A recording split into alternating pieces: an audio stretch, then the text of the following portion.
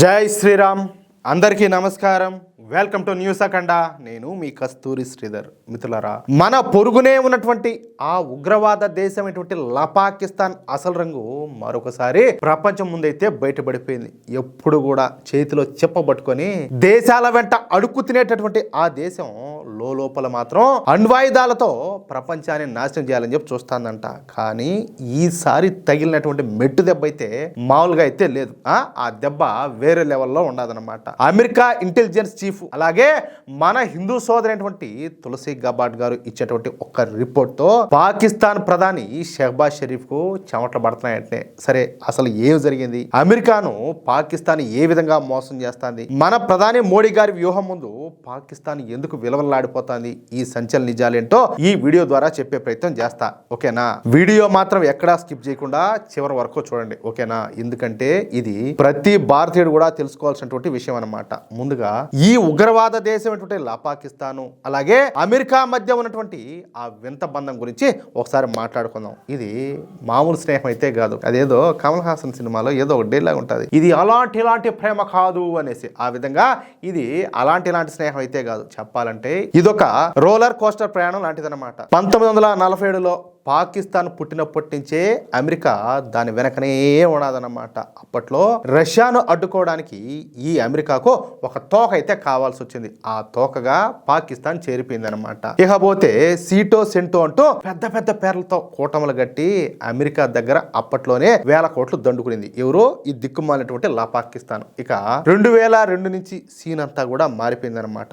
ఆఫ్ఘనిస్తాన్ లో యుద్ధం పేరుతో అమెరికా సహాయం చేస్తామని చెప్పి ఈ పాకిస్తాన్ ప్రధాన నాన్ నాటో మిత్రదేశం హోదాని అయితే సంపాదించుకునేది. అంటే అమెరికా ఇంట్లో మనిషి అన్నమాట. ఇక 2001 నుంచి 2021 వరకు అంటే అమెరికా సైన్యం ఆఫ్ఘనిస్తాన్ లో ఉన్నంత కాలం కూడా పాకిస్తాన్ అమెరికాను ఒక ఏటీఎం మిషన్ లాగా వాడుకునేది. సుమారుగా $25 బిలియన్, అంటే మన దేశ కరెన్సీలో చెప్పాలంటే అక్షరాల 2,30,000 కోట్ల రూపాయలను అమెరికా పాకిస్తాన్ కు ఉచితంగా ఇచ్చింది. చూడండి, వాడకం అంటే ఏ రేంజ్ లో ఉంటుందో ఈ పాకిస్తాన్ చూసి తెలుసుకోవాలా. అంటే పాకిస్తాన్ ఆకలి తీర్చడానికి అమెరికా తన ఖజానానే ఓపెన్ చేసేసింది అనమాట. అప్పట్లో హరిత విప్లవం నుంచి ఇప్పుడున్నటువంటి మంగళ అలాగే తర్బిలా ప్రాజెక్టుల వరకు అమెరికా డబ్బుతోనే ఇవన్నీ కూడా జరిగినాయి. తిన్నింటి వాసాలు లెక్క పెట్టడం ఈ పాకిస్తాన్ కు వెనతో పెట్టేటువంటి విద్య కదా. ఎందుకంటే దిక్కుమాలిన పాకిస్తాన్ కదా. అమెరికా దగ్గర డబ్బులు తీసుకుంటూనే మరోవైపు అమెరికా శత్రువులైనటువంటి ఉగ్రవాదులకు ఆశ్రయం ఇచ్చింది. ఎవరు? ఈ పాకిస్తాన్. పాకిస్తాన్ నైజమే అది. అంటే ఒక చేత్తోనేమో సలాం కొడుతుంది, ఇంకో చేత్తోనేమో ఎనుపోటు పొడుస్తుంది అనమాట. ఇప్పుడు అసలు విషయానికి వస్తే తులసి గబార్డ్ ఈ పేరు వింటేనే ఇప్పుడు పాకిస్తాన్ వణికి చస్తాంది. అట్లే ఎవరో తెలిసిన అమెరికా నిఘా విభాగం అంటే డిఎన్ఐ చీఫ్ అనమాట. అంటే అమెరికాలో అత్యంత శక్తివంతమైనటువంటి మొదటి 10 మంది వ్యక్తుల్లో ఈవిడ కూడా ఒకరు. పైగా ఈవిడ గర్వించదగ్గ హిందూ అనమాట. భగవద్గీత మీద ప్రమాణం చేసి మరి పదవిని చేపట్టినటువంటి వీరనారి. తాజాగా ఆమె ఒక సమావేశంలో మాట్లాడినటువంటి మాటలో ఇప్పుడు ప్రపంచ వ్యాప్తంగా ప్రకంపనలు అయితే సృష్టిస్తున్నాయి. ఈ తులసి గబార్డ్ గారు తన రిపోర్ట్లో పచ్చి నిజాలను బయటపెట్టారు. చైనా, రష్యా, ఇరాన్ అలాగే ఉత్తర కొరియాతో పాటు పాకిస్తాన్ కూడా అమెరికాకు అతి పెద్ద అణుముప్పుగా మారిందని చెప్పేసి ఆవిడ ఎటువంటి మొహమాటం కూడా లేకుండా కొండ బద్దలు కొట్టేసింది. పాకిస్తాన్ చురుగ్గా అణ్వాయుధాలను అభివృద్ధి చేస్తుందని, అవి నేరుగా అమెరికా భూభాగాన్ని తాకగలిగేటటువంటి సామర్థ్యం ఉన్నటువంటి క్షిపణులు అని ఆమె అయితే హెచ్చరించింది. చూడండి, ఇంతకు నాకు తెలిసి అంత సీన్ ఉన్నదంటారా ఈ పాకిస్తాన్కు? అంటే ఇప్పటి వరకు అమెరికాను నాటో మిత్రుడిని అని నమ్మించి అదే అమెరికాను అంతం చేసేటటువంటి క్షిపణులను పాకిస్తాన్ అయితే తయారు చేస్తుందన్నమాట. ఇక్కడ పెద్దవాళ్ళు మాట చెప్తా ఉంటారు, కుక్కకు అన్నం పెడితే అది అన్నం పెట్టి చేయనే గరిచిందంట. ఇది కూడా అట్టాడిదే. ఏది? ఈ పాకిస్తాన్. ఇక్కడ అసలు సిసరైనటువంటి కామెడీ ఏంటంటే పాకిస్తాన్ ప్రధాని అయినటువంటి షెహబాజ్ షరీఫ్ ఒకవైపు డొనాల్డ్ ట్రంప్ చుట్టూ ఇలా ప్రదక్షిణలు చేస్తా ఉంటాడు. వీడు ఇంకొకడు ఉన్నాడు కదా, ఆసిమ్ మునీర్, వాడు వీళ్ళిద్దరు కలిసి ప్రదక్షిణలు చేస్తా ఉంటారు.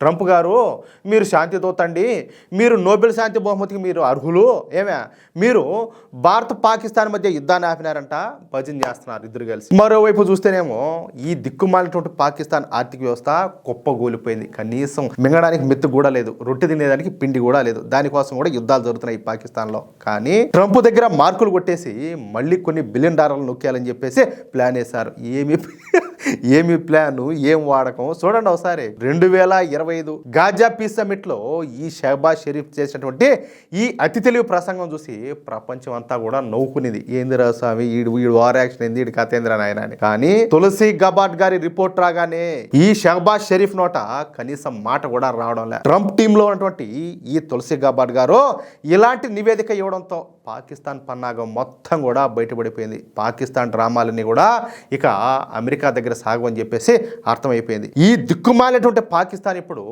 ఏమంటుందో తెలిసిన, ఇదంతా కూడా భారత్ చేసిన కుట్ర, నరేంద్ర మోడీ చేసినటువంటి మాయ అని చెప్పేసి ఏడుస్తుంది. నిజమే, దాంట్లో కూడా కొంత నిజం ఉన్నది. ప్రధాని మోడీ గారు అధికారంలోకి వచ్చినప్పటి నుంచి ఈ పాకిస్తాన్ ను అంతర్జాతీయంగా వంటన చేయడంలో సక్సెస్ అయినారు. ఒకప్పుడు పాకిస్తాన్ అంటే అమెరికాకు గారాల పట్టి అన్నమాట, అంత గారాభం ఉంటా ఉన్నది. కానీ మన మోడీ గారి దౌత్యం వల్ల పాకిస్తాన్ ఒక ఉగ్రవాద ఫ్యాక్టరీ అని అమెరికాకు బాగా క్లియర్ కట్ గా అర్థమైపోయింది. అందుకే ఇప్పుడు అమెరికా నిఘా వర్గాలు పాకిస్తాన్ అణుకుట్రలను అయితే చీల్చి చెండాడుతున్నాయి. మోడీ గారు చేసినటువంటి ఆ పని వల్ల పాకిస్తాన్కి ఇచ్చేటటువంటి నిధులను అమెరికా కట్ చేసేటటువంటి పరిస్థితి అయితే వచ్చిందనమాట. పాకిస్తాన్ ఇప్పుడు అటు అమెరికా నమ్మించలేక, ఇటు చైనా కాళ్ళ దగ్గర పడి ఉండలేక మధ్యలో నలిగిపోతుంది. అంటే వీళ్ళ కాళ్ళ మీద వీళ్ళ నిలబడి బతకడం చేతరాదు, అర్థమైందా? ఎందుకంటే దిక్కుమాల దేశం కదా, అడుక్కుతినే దేశం కాబట్టి వాళ్ళ బతుకంతా కూడా అంతే. తులసి గబాట్ గారు కేవలం ఒక నిఘా అధికారిగా మాత్రమే కాదు, ఒక హిందువుగా పాకిస్తాన్ విషపూరిత ఆలోచనలో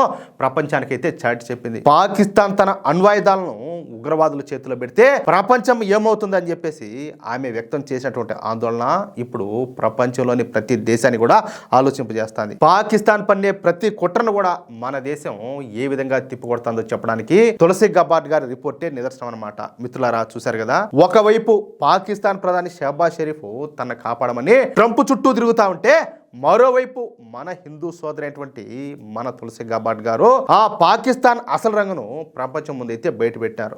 పాకిస్తాన్ పన్నేటటువంటి ప్రతి కుట్రను కూడా మన దేశం ఏ విధంగా తిప్పికొడుతుందో చెప్పడానికి ఇదే నిదర్శనం. ఈ విషయంలో మన హిందూ సోదరైనటువంటి తులసి గబాట్ గారు ఇచ్చినటువంటి రిపోర్ట్ ను మీరు సమర్థిస్తా ఉన్నట్లయితే వెంటనే ఈ వీడియోని లైక్ చేసి పాకిస్తాన్ కుట్రలను ప్రతి భారతీయుడికి తెలియడానికి ఈ వీడియోని ఇప్పుడే షేర్ చేయండి. అమెరికా నిఘా విభాగం ఇచ్చినటువంటి ఈ వార్నింగ్ పైన మీ అభిప్రాయం ఏంటో కింద కామెంట్ రూపంలో తెలియజేయండి. ఇలాంటి మరెన్నో అంతర్జాతీయ వాస్తవాలను, మన దేశ భద్రతకు సంబంధించినటువంటి లోతైన విశ్లేషణలను తెలుసుకోవడానికి మన న్యూస్ అఖండ ఛానల్ను ఇప్పుడే సబ్స్క్రైబ్ చేసుకోండి. అలాగే ఆ బెల్ సింబల్ని నొక్కడం మాత్రం మర్చిపోకండి. ఓకేనా? జై శ్రీరామ్, జై హింద్, భారత మాతాకి జై.